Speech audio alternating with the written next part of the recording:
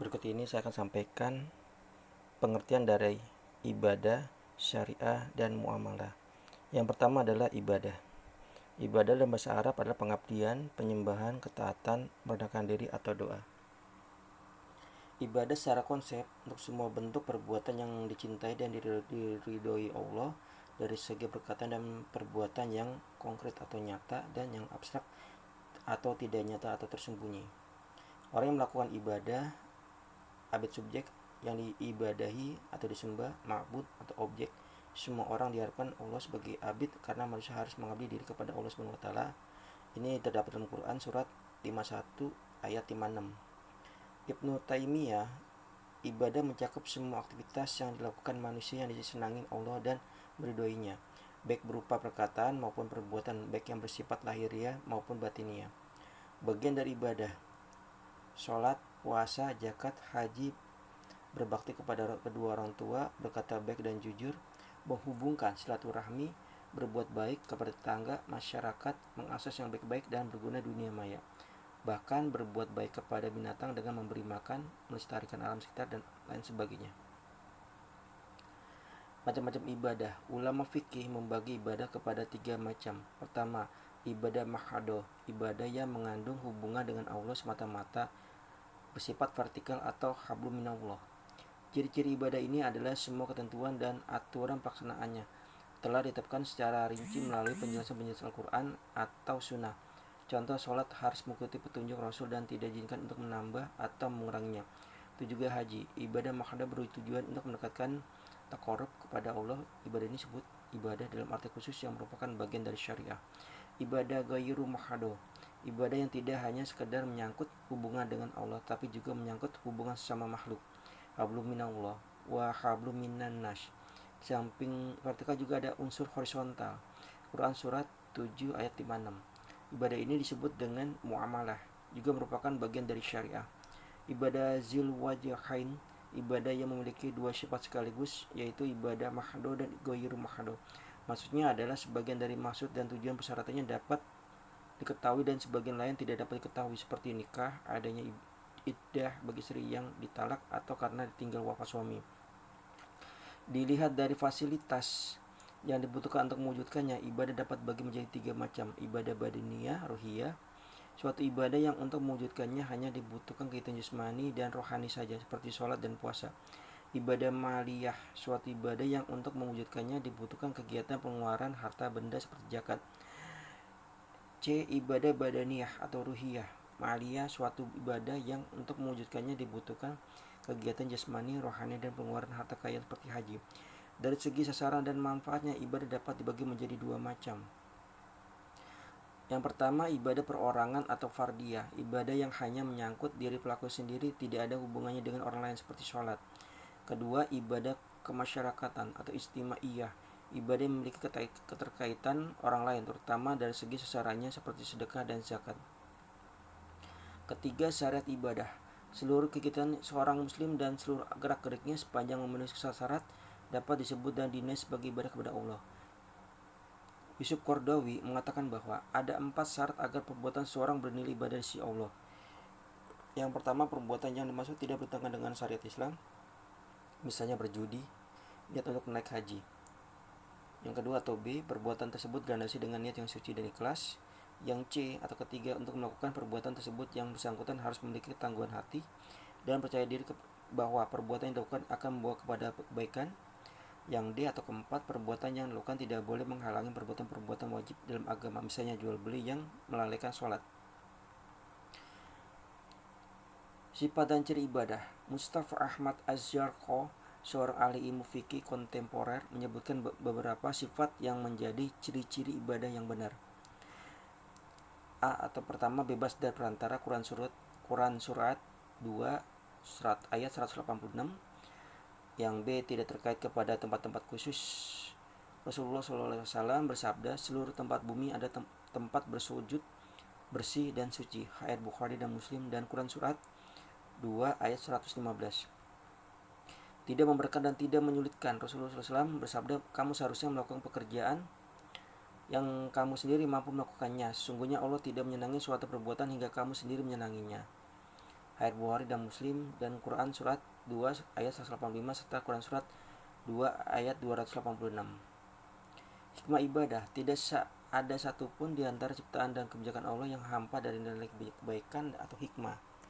Al-Quran menggambarkan bahwa dari ibadah yang dilakukan akan menimbulkan kemaslahatan, seperti hikmah puasa adalah agar mencapai derajat takwa bagi pelakunya.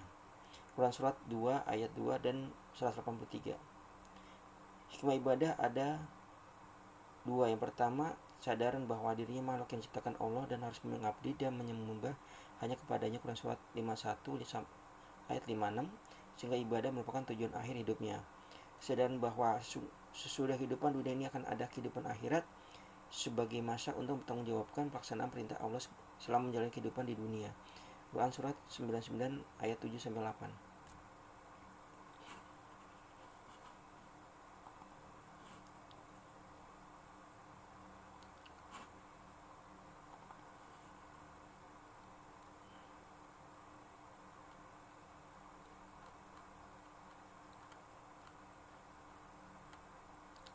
Kita lanjut dengan syariah. Pengertian dan ruang lingkup syariah. Syariah sama dengan jalan atau sistem norma yang mengatur hubungan manusia dengan Tuhan, hubungan manusia dengan manusia, dan hubungan manusia dengan alam. Syariat Islam, Al-Quran dan Sunnah. Hukum-hukum dalam syariat Islam wajib, sunnah, mubah, makruh, dan haram. Syariat dan fikih serta keabadian syariat Islam. Karakteristik syariat Islam bersifat universal dan abadi. Syariat Islam itu sesuai dengan kemampuan manusia dan mudah dilaksanakan. Quran surat 2 ayat 286. Yang B, bagian-bagian syariat yang tidak dipengaruhi oleh perubahan zaman seperti akidah dan ibadah diterangkan secara rinci dan jelas sehingga tidak perlu penambahan dan pengurangan. Sedangkan bagian yang terpengaruh oleh perubahan situasi dan kondisi seperti budaya dan politik diterangkan secara global atau garis besar saja sehingga memungkinkan untuk terjadi perkembangan. Syariat Islam cocok dengan fitrah dan sesuai dengan akal, dapat mengikuti perkembangan serta layak untuk segala tempat dan waktu. Syariat Islam memiliki ruang lingkup yang luas serta berlaku tetap dan abadi. Ikuti ciri-ciri syariat Islam: komprehensif, wasatiyah, harakah, elastis atau fleksibel, tidak memberatkan, graduasi atau bersangkur. Tujuan syariat Islam: hifzu ad-din, memelihara agama; hifzu al-mal, memelihara harta kekayaan; hifzu al-aqal, memelihara akal; hifzu an-nafs, memelihara jiwa. Untuk mewujudkan memelihara maqasid al-qamsyah, ulama fikih membagi 3 tingkatan tujuan syariat. Maqasid ad-dauriyah, memelihara maqasid al-qamsyah dalam kehidupan manusia. Maqasid al-jiyah, menghilangkan kesulitan dan menjadikan kebenaran dan maqasid jadi lebih baik. Maqasid atau tausiah, manusia dapat melakukan yang lebih baik untuk penyempurnaan pemeliharaan maqasid 5 unsur pokok. Imam mazhab atau mujtahid terkenal adalah yang pertama adalah Imam Abu Hanifah. Beliau lahir pada tahun 80 sampai 150 Hijriah atau 699 sampai 797 Masehi. Lahir dan tinggal di Kufah, Irak. Sebagai maha guru yang luas pengetahuannya terutama di bidang hukum. Beliau mempunyai murid, ada 4 murid, kemudian memberikan mazhab yang disebut mazhab Hanafi. Yang kedua adalah Imam Maliki Ibnu Anas, lahir dan tinggal di Madinah tahun 95 sampai 179 Hijriah atau 713 sampai 789 Masehi. Beliau adalah ulama besar berpengaruh di Madinah, memiliki dua keistimewaan yang melebihi ulama-ulama di zamannya, yaitu spesialis dalam ilmu hadis dan ilmu hukum. Beliau punya 4 pengikut. Kemudian beliau mempunyai mazhab dari pengikut tersebut yaitu mazhab Maliki. Yang ketiga adalah Imam Syafi'i. Beliau lahir di tahun 1150 sampai 24 Hijriah atau 757 sampai 820 Masehi. Dilahirkan di Gaza dan meninggal di Kairo, Mesir. Beliau menuntut ilmu di Mekah bersama ibunya yang hidup dengan keluarga miskin. Pernah belajar hadis dari Imam Malik di Madinah, telah hafal Al-Quran dan hadis yang belajar telah dihafal semua. Kedua, bentuk fatwa atau qaul pendapat Imam Syafi'i ketika berbikin di Baghdad, fatwanya disebut dengan qaul qadim, pendapat lama, dan ketika tinggal di Mesir, fatwanya disebut qaul jadid, pendapat baru. Beliau membuat mazhab disebut mazhab Syafi'i.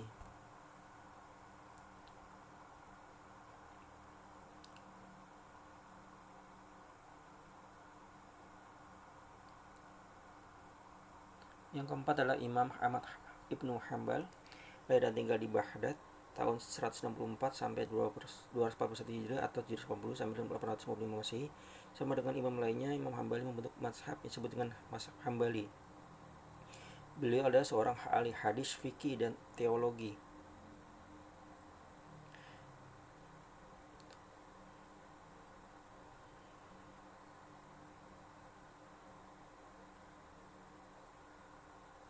Dan beliau dikenal dengan mazhabnya mazhab Hambali. Muamalah pengertiannya adalah aturan Allah yang mengatur hubungan manusia dengan manusia dalam usahanya untuk mendapatkan alat keperluan jasmani dengan cara yang baik dengan aturan syariat Islam.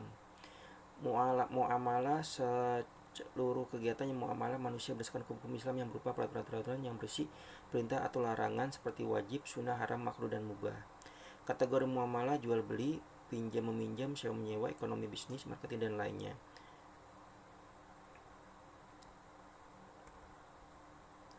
Cakupan muamalah pertama jual beli dan riba.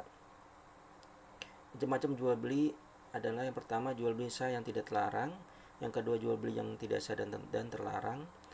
Rukun ketiga adalah jual beli yang sah tapi terlarang. Yang ke B, rukun dan syarat jual beli ada 3. Pertama al-aqid, merdeka berakal, al-aqdu dari penjual dan pembeli. Yang ketiga al-maqud, memiliki beberapa syarat. Pertama, barang yang diperjualkan memiliki manfaat. Barang yang dijual harus di barang yang telah dimilikinya. Barang yang dijual bisa diserahkan kepada pembeli. Barang yang diperjualbelikan dan harganya harus diketahui. Syarat sah jual beli, penjual dan pembeli harus memiliki kompetensi objek yang diperjualbelikan, suci, mengetahui objek yang diperjualbelikan, tidak memberikan batasan waktu. Hati-hati dalam melakukan transaksi jual beli. Ada 5 hal yang menjadi batasan bahwa transaksi jual dilakukan sah atau tidak, yaitu dikenal dengan istilah maghrib.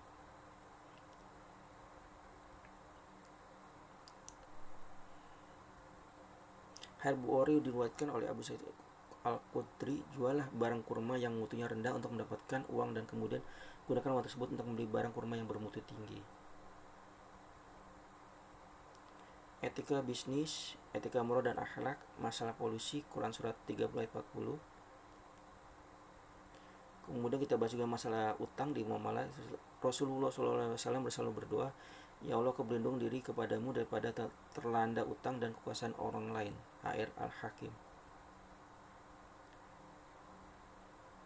Mati meninggal utang. Menunda membayar utang bagi orang yang mampu adalah merupakan zaliman. Demikian presentasi dari saya masalah ibadah, syariah, dan muamalah. Terima kasih. Wassalamualaikum warahmatullahi wabarakatuh.